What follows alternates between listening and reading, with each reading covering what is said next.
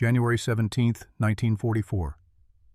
The first frost clings to the edges of the Texas plains, a pale silver across the rolling fields. Dawnlight spills over a wooden corral, glinting on the worn spurs of the ranch hands as they herd cattle into the narrow gates. In the distance, a group of German prisoners of war stands at the edge of the field, their gray uniforms stiff against the morning cold. They watch with a mixture of curiosity and quiet amusement. The Cowboys move with a rhythm born of generations, calling, cracking whips, riding with a casual authority that speaks of freedom they've known since childhood. The POWs, used to the rigid structure of military camps, smirk at the chaos, seeing inefficiency where experience reigns. A stray steer bolts, laughter rises from the prisoners. But in the open air, under the wide Texas sky, the land has its own lessons. The Cowboys do not scold. They move, adapt, and guide, not with orders, but with an understanding of the land itself. And in that silent exchange, the prisoners sense a different kind of power, freedom, raw and unclaimed.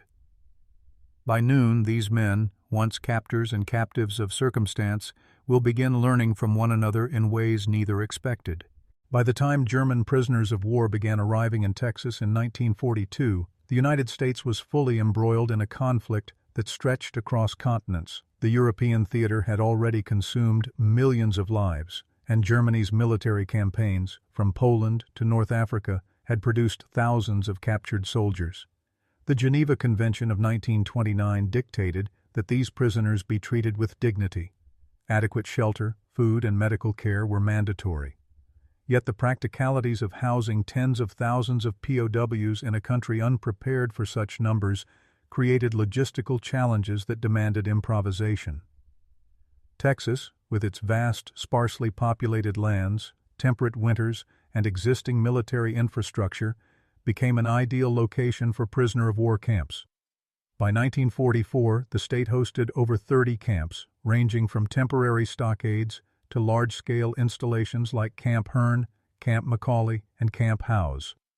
Camp Hearn, near the small town of Hearn, became infamous for its combination of strict security and surprising leniency.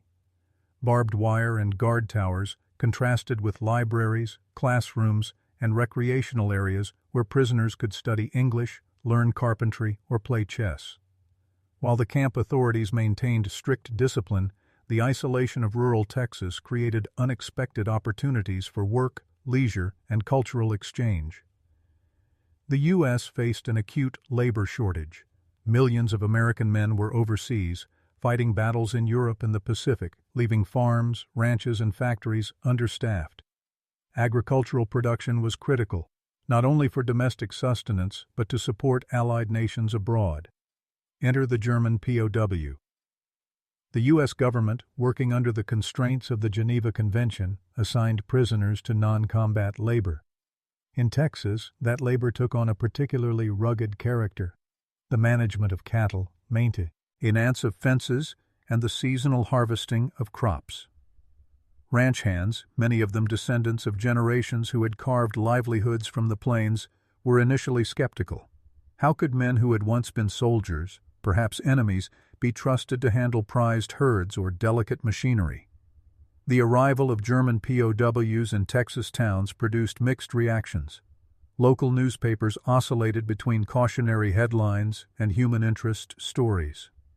Some townsfolk worried about escape attempts or sabotage, while others were intrigued by the disciplined, uniformed men now walking among them. Camps were often located near small towns, creating an unavoidable proximity that would foster curiosity and, eventually, cultural exchange. Prisoners were assigned to labor details that brought them directly into the communities, from tending livestock to repairing farm equipment. While some guards remained distant, the POWs and ranchers often developed grudging respect for one another. Life inside the camps was a rhythm of strict schedule and enforced monotony. Mornings began with roll calls, followed by breakfast in a communal mess hall. Afternoons might include chores, educational programs, or supervised recreation. POWs maintained gardens, repaired buildings, and constructed small wooden projects. Sports were a constant outlet. Volleyball, soccer, and even boxing matches became weekly events. Guards encouraged these activities, believing that engagement reduced tension and prevented unrest. Despite these measures, boredom and homesickness were pervasive. Letters from Germany when they arrived were treasured. News from home offered a brief escape from confinement. The transition from the structured camp environment to the open, untamed ranches of Texas was profound. Unlike the camp, ranch work demanded initiative, adaptation, and an understanding of the unpredictable. A steer does not respond to orders, it responds to rhythm, pressure, and anticipation. Fences fail in the wind, equipment breaks unexpectedly, and the unforgiving sun or sudden storm governs every decision. For German POWs accustomed to regimented schedules and clear hierarchies, the ranch presented a landscape of freedom wrapped in responsibility. Initially, many prisoners viewed their assignments with derision. Some mocked the Cowboys' methods, judging their casual approach as amateurish. Yet the land, patient and unyielding, would soon correct these misconceptions. Ranchers themselves approached the POW labor with a mixture of skepticism and pragmatism. They had endured droughts, cattle rustling, and economic uncertainty long before the war. Their skills were honed over decades. Trust was earned, not given.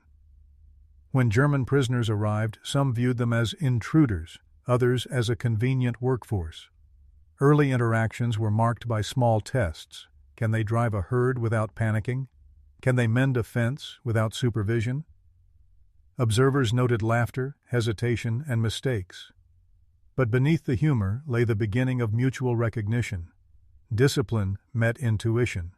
Order met improvisation. Security measures remained firm, though often softened by practical necessity. Camps employed barbed wire perimeters, guard towers, and armed patrols, yet these did little to stifle the growing interactions outside the fences. Work assignments were carefully monitored. POWs signed in and out, adhering to strict schedules, and those who attempted escape faced severe consequences. Nevertheless, incidents were rare. The sheer vastness of the Texas landscape, combined with the unfamiliarity of the prisoners with local terrain and climate, made escape impractical. For many POWs, the challenge was less about fleeing and more about navigating this foreign freedom. The cultural dimension of this period cannot be overstated. German POWs brought their own traditions, foods, and military etiquette. Cowboys, on the other hand, carried the informal codes of the American West: self-reliance, respect earned through skill, and a pragmatic humor shaped by hardship. Initial encounters were marked by misunderstanding. Prisoners would smile at a cowboy's seemingly haphazard technique. Ranchers would chuckle at soldiers' insistence on order. Language barriers complicated communication. Yet these interactions, framed in humor and necessity, laid the groundwork for deeper lessons about trust, adaptability, and shared humanity. By mid-1944, the presence of POWs had become an integral part of rural Texas life. Camps continued to expand, agricultural production increased, and the daily rhythm of town, ranch, and camp intertwined in unexpected ways. Stories circulated of prisoners who, under the guidance of ranch hands, learned to ride, rope cattle, or repair wagons. The narrative of enemy combatants reduced to men laboring under the sun, laughing at mistakes, and learning the subtleties of freedom began to take hold. Such anecdotes would later form the basis of local legend, stories where adversaries, when removed from the battlefield, discovered shared resilience and skill. The Texas landscape itself played a subtle role in these transformations. Open skies, endless plains, and the slow passage of cattle drives created an environment where patience, observation, and improvisation were paramount. POWs who had been trained to follow orders found themselves in situations where initiative and adaptation dictated success. The ranch became a classroom without walls, teaching lessons that no drill or officer's manual could impart. And for the Cowboys, observing these disciplined soldiers adjust, struggle, and eventually master tasks reinforced the value of guidance tempered with freedom. In this environment, tension slowly gave way to respect. Early mockery, laughter at perceived incompetence, and casual derision became moments of recognition. POWs began to understand the subtleties of cattle behavior. Cowhands began to recognize determination and discipline in men who had once been enemies. These small victories, the successful repair of a fence, the control of a fractious steer, the coordination of a herd across miles of open land, transcended the barriers of nationality, uniform, and war. Thus, the stage was set for the true transformation. From boredom, derision, and tension emerged an unlikely form of education, the teaching of freedom, skill, and respect through labor, observation, and shared experience. The next chapters of this story focus not on grand battles or strategy, but on the intimate, human moments that reshaped perceptions and forged unlikely bonds on the Texas plains. For the German prisoners, life in Texas camps was a strange combination of confinement and unexpected autonomy. Mornings began with the monotonous roll call, the crisp sound of boots against concrete echoing across the barracks. Meals were served in communal halls, thick slices of bread, beans, and occasionally meat, portions sufficient but plain.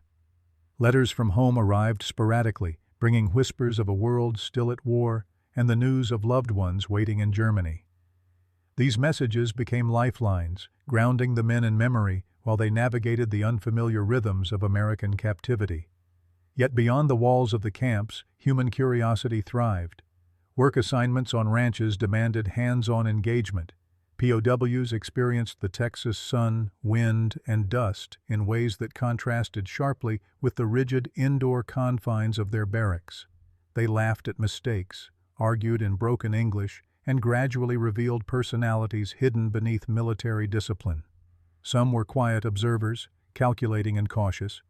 Others carried humor as a shield, teasing cowhands or joking among themselves when a steer bolted or a fence collapsed. Cultural exchange became unavoidable. POWs tried American food, learned slang, and even attempted horsemanship, often stumbling with unpracticed skill. Yet these small human moments, shared jokes, a helping hand, a successful drive, bridged divides. These men, once adversaries, were discovering the basic truth of life outside the battlefield. Work, laughter, and adaptability are universal. And as the days passed, the first hints of respect began to form. Respect not enforced by guards or manuals, but earned through shared experience under an unrelenting sun. Texas ranches in the 1940s were not gentle lands. Fences stretched for miles, cattle drifted unpredictably, and storms could arrive with little warning. For POWs, the tasks assigned were both essential and educational. They repaired fences, herded cattle across vast expanses, and participated in seasonal harvests. Every misstep was visible, every success tangible. Unlike military maneuvers, where errors might cost lives, here mistakes cost livestock, time, and sometimes the quiet pride of a seasoned rancher. The tactical benefit to the United States was clear. With thousands of men fighting abroad, agricultural output relied heavily on this labor. The German POWs' disciplined approach was surprisingly effective. They organized tasks with precision, adhered to schedules, and learned quickly. A single successful cattle drive could involve dozens of men, hundreds of animals, and miles of open terrain. Each prisoner had to read the animals, anticipate movements, and work in coordination with cowhands, skills far removed from battlefield drills, yet grounded in discipline. Over time, ranchers recognized the value of this labor. POWs were not only a workforce, they became participants in the rhythm of ranch life. They measured feed, maintained equipment, and learned to endure physical hardship with a methodical determination. Work was no longer mere obligation. It became a bridge between cultures, a practical demonstration of trust, and an education in freedom through responsibility. The first encounters were often awkward. German soldiers, accustomed to rigid order and obedience, observed the cowboys with amusement. Inefficient, they whispered in their harsh, precise accents, seeing men guide cattle with casual shouts and gestures. Cowboys, in turn, were amused by the prisoners' exaggerated discipline, marching in formation, adjusting saddles with military precision, or overthinking a simple task. Laughter became the first common language. A runaway steer, a broken fence, a horse refusing to budge. Each misstep was met with a combination of exasperation and amusement. Stories circulated of POWs being thrown from saddles, only to remount and try again with methodical persistence. Such moments were not only humorous but revealing. They highlighted differences in training, perception, and life experience. Yet humor also built connection. Shared jokes during grueling work fostered camaraderie, breaking down initial mistrust. The prisoners learned to read tone, gesture, and improvisation, skills the military had never required in the fields of Europe. Cowboys, for their part, began recognizing intelligence and adaptability beneath the German soldiers' structured behavior. Misunderstanding gave way to curiosity, and curiosity to mutual respect. Humor became a quiet teacher, translating authority, skill, and freedom across language barriers. The camps were ruled by a hierarchy. Commandants, sergeants, and guards maintained order with rules, schedules, and the occasional disciplinary action. Yet outside the wire, authority looked different. On the ranch, leadership was earned through skill, experience, and practical judgment. Cowboys did not rely on orders, they relied on instinct honed by years in open terrain. For POWs, this presented a paradox. In the camp, obedience was paramount. On the ranch, adaptability was king. Early failures, fences rebuilt incorrectly, cattle lost to drift, taught hard lessons. Cowboys corrected mistakes with patient instruction, demonstration, and sometimes quiet exasperation. No guards enforced compliance here. Respect and attention determined success. The contrast reshaped prisoners' perception of authority. They began to understand that leadership was not about issuing commands, but observing, guiding, and trusting others to act. They saw consequences unfold in real time and adjusted accordingly. Command in captivity taught structure. Command on the ranch taught judgment, patience, and initiative. Both were forms of education, both required discipline, but one celebrated autonomy while the other enforced obedience. Perhaps the most profound transformation occurred in the prisoners' understanding of freedom. Military life, even in defeat, had provided purpose and structure. Captivity initially imposed further constraints. Yet in the expanses of Texas, men learned that freedom was not merely absence of guards, it was engagement with responsibility, trust, and the natural world. Simple acts became lessons. Guiding a steer through a gate, repairing a fence before sunset, sharing a meal under an open sky. POWs began to experience autonomy within structure, understanding the balance between personal initiative and collective responsibility.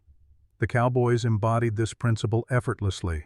They lived by skill, trust, and adaptation, values that resonated deeply with men who had only known hierarchy and orders.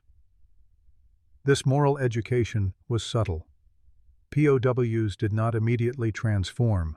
The change was incremental, observed in small successes and mutual recognition. Letters home reflected it quietly. Admiration for the land, respect for the people, and awareness of humanity beyond uniform and ideology. The shared labor, humor, and challenge of the plains reshaped perceptions.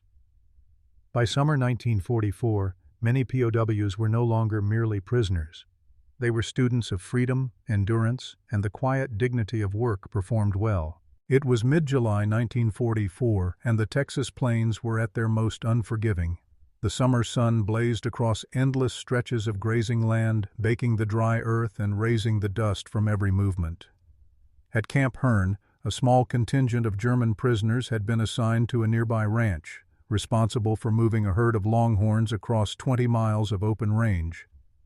What began as a routine labor assignment would become a defining moment, one where military discipline collided with the raw, improvisational power of Texas ranching, and where lessons in freedom were earned with sweat and skill.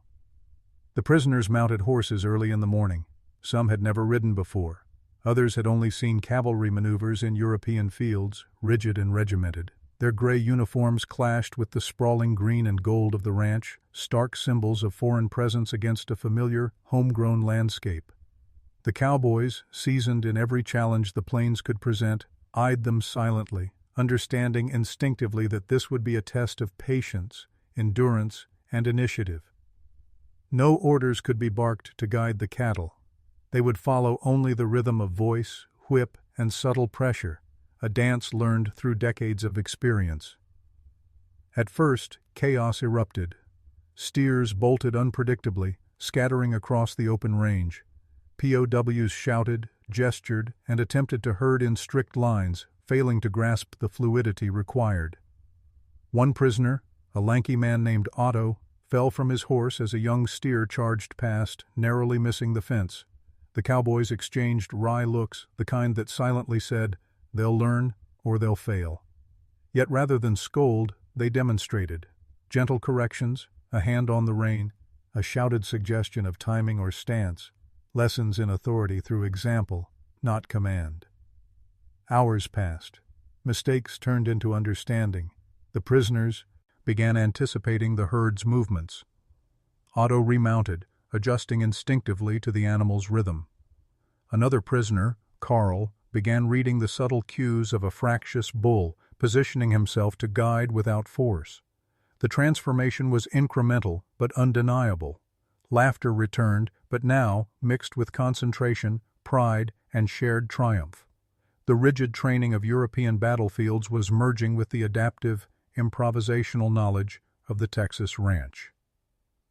By mid-afternoon, the herd moved steadily across the plains. Dust rose in clouds, the low murmur of the animals blending with the rhythmic clop of hooves.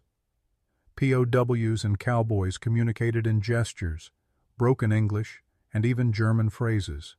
They were no longer prisoner and guide. They were partners in a shared task, bound by the demands of the land and the lessons of experience. Otto had learned to trust his instincts. The cowboys had learned to trust his skill. For the first time, the POWs felt what the Texans had long taken for granted, the unspoken authority of freedom exercised responsibly. The climax of this transformation arrived during a sudden challenge. A section of fence had broken, and the herd threatened to scatter into a neighboring field. Immediate action was required. POWs and cowhands responded simultaneously. Ropes were thrown, gates swung open, and men moved like a single organism. Otto grabbed a young steer by the horns, guiding it to safety, while Carl coordinated a makeshift pen for the rest of the herd. No orders were shouted. Decisions were made instinctively, in real time. The result was flawless. Not a single animal lost, no serious injuries, no reprimand. Just skill, judgment, and a quiet acknowledgement of accomplishment. The ranch hands watched silently, then nodded. The POWs, dusty, exhausted, and exhilarated, exchanged smiles. Something had shifted.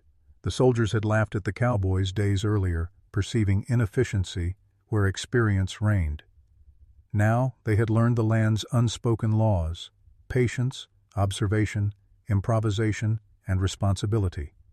The freedom of the plains was not unstructured. It required discipline of a different kind. The cowboys had not only taught the men how to work, they had taught them how to think freely within constraints. This moment was mirrored across other camps and ranch assignments in Texas. At Camp McCauley, prisoners repaired irrigation ditches under blistering sun, learning the delicate balance between effort and economy of motion. At smaller ranches in central Texas, POWs participated in harvests, discovered the timing of cattle drives, and experienced firsthand the unpredictability of livestock behavior. In each case, a familiar pattern emerged: initial skepticism, errors, correction through example, gradual mastery, and finally, mutual respect. The psychological impact was profound. Letters sent home to Germany reflected a subtle transformation. Men wrote of admiration for the land, of lessons learned from cowboys' patience and skill, and of a surprising sense of personal agency. One prisoner wrote, "We came thinking we would endure work like soldiers, we leave understanding something of freedom we never knew in the Army. Another noted, "Here, authority is not shouted, it is earned. We have learned more in one day on horseback than in weeks of camp drills." The turning point was not limited to labor alone. Social interactions deepened. Shared meals, baseball games, and casual conversation bridged cultural gaps. POWs began to understand American humor, improvisation, and resilience. Cowboys, in turn, recognized that discipline and intelligence, traits honed in war, could be redirected toward cooperation rather than conflict. Mutual respect replaced suspicion. Laughter became an acknowledgement of shared human experience rather than mockery. By late summer, the transformation was visible. POWs rode with confidence, repaired fences without guidance, and coordinated cattle drives alongside cowhands as equals. Stories of these achievements circulated in both camps and local newspapers, highlighting the unexpected outcome of enforced labor. For the first time, prisoners experienced responsibility not as a burden imposed by captivity, but as a challenge embraced voluntarily. The land, the cattle, and the sun became teachers, and the cowboys, guides. This climax, where derision gave way to competence, fear to confidence, and captivity to practical freedom, epitomized the unique Texas POW experience. It was a moment that transcended military hierarchy, nationality, and ideology. It demonstrated that even in the constrained circumstances of war, human beings could adapt, learn, and discover unexpected autonomy through effort, observation, and shared purpose. As the sun set over the plains, the prisoners rode back toward camp. Dust clung to their uniforms, muscles ached, and faces were flushed with heat and satisfaction. They had earned more than the completion of a task. They had earned insight into freedom, responsibility, and respect, the kind of lessons no battlefield could provide. This day, repeated in varying forms across Texas ranches, marked the true turning point of their captivity. And as the night fell, the quiet hum of the plains seemed to whisper a new understanding that the harshest teachers, the sun, the cattle, the unyielding land, could also be the most liberating. From this, the aftermath of their labor, their learning, and their transformation would ripple outward, shaping memories, policies, and human relationships long after the war had ended. The war in Europe ended in May 1945, but for German prisoners in Texas, the experience lingered long after the surrender. Thousands of men who had been confined to barbed wire camps, who had labored under watchful eyes, now faced the reality of returning to a Germany devastated by bombing, famine, and social upheaval. The lessons learned on the Texas plains, discipline fused with freedom, respect earned through work, and the quiet authority of skill, left indelible marks on those who had once been soldiers and now were men transformed by circumstance. The U.S. government began repatriating POWs in stages. Some returned immediately after the European conflict, while others remained through the end of 1946, ensuring that farm and ranch work could continue until American labor returned from overseas. Camp Hearn alone processed thousands of men, and reports from the camp commandant reflect a rare admiration for the prisoners' adaptability. The men assigned to the ranches, he noted in an internal memorandum, have proven capable, disciplined, and in many instances have surpassed the expectations of their supervisors. These words, clinical and formal, concealed a deeper truth. The soldiers had absorbed lessons in responsibility and freedom that no military hierarchy could teach. Local ranchers carried their own impressions. Oral histories and newspaper accounts from the period detail how initial skepticism gradually turned into respect. One rancher recalled a POW named Friedrich, who, after months of shared labor, could handle the most fractious cattle with precision and calm. "I didn't trust them at first," the rancher admitted decades later, "but by the end I'd follow Friedrich anywhere on that range." Another remembered the laughter of men once considered enemies, now guiding horses and driving herds alongside Texans, sharing the land as if it belonged to both. These anecdotes, small in the moment, collectively illustrate the profound human impact of what might have seemed a mundane labor program. The broader implications were also significant. Agricultural output in Texas had depended heavily on POW labor. Crops were harvested, fences repaired, and cattle managed at a time when domestic labor shortages threatened economic stability. Government reports documented measurable increases in productivity, noting that POW contributions were essential to maintaining wartime supply chains. For the U.S., the program was both pragmatic and legally compliant, adhering to the Geneva Convention while exploiting the potential of disciplined, eager-to-work prisoners. Yet beyond economics, the program achieved something subtler, the forging of human connections under extraordinary circumstances. Prisoners themselves reflected on the psychological effects of these months in Texas. Letters home, preserved in archives, reveal shifts in attitude. Some men wrote of admiration for American ingenuity, humor, and resilience. Others noted that freedom, even in a constrained environment, could be learned through responsibility. One letter described the act of driving a herd across the plains. In Germany, I knew discipline and obedience, but here I felt free.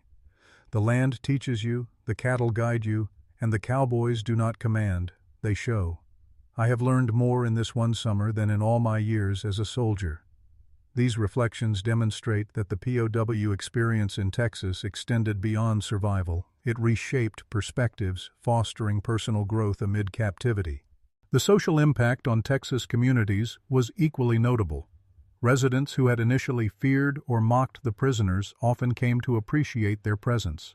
Children would watch from fences as POWs guided cattle or repaired barns, and neighbors would exchange greetings over fences.